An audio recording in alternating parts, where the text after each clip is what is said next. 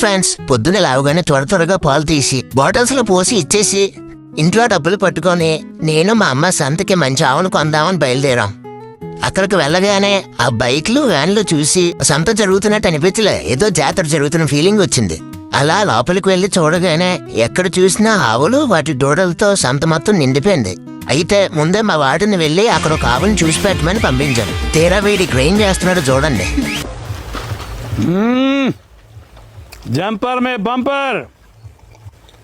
సరేలే అని మేము సంతంత తిరిగి కొన్ని ఆవుల దగ్గర బేరాలాడాం, కానీ ఏ ఆవు సెట్ కావట్లేదు మనకి. చివరిగా ఈ ఆవు మాకు భలే సెట్ అయింది. లేత ఆవు, దానికి ఇదే ఫస్ట్ ఈత కూడా. పక్కన ఆ దూడను చూడండి ఎంత ముద్దుగా ఉందో. అసలు ఈ సంతలు, ఆ పద్ధతులు, ఈ బేరాలు ఇవన్నీ చూస్తుంటే చాలా కొత్తగా ఆశ్చర్యంగా అనిపించినాయి. ఫైనల్ గా ఆ ఆవును కొనేసాం. ఇక్కడ సంతల్లో మాక్సిమం క్యాష్ మాత్రమే తీసుకుంటారు.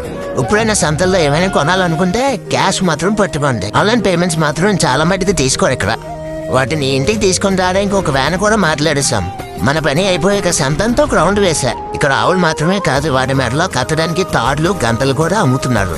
మనకు కావాల్సినవి కొనుక్కొనుకున్నాం. ఇక్కడ పక్కనే చెరువులో ఫ్రెష్ గా పట్టిన చేపలు కూడా అమ్ముతున్నారు.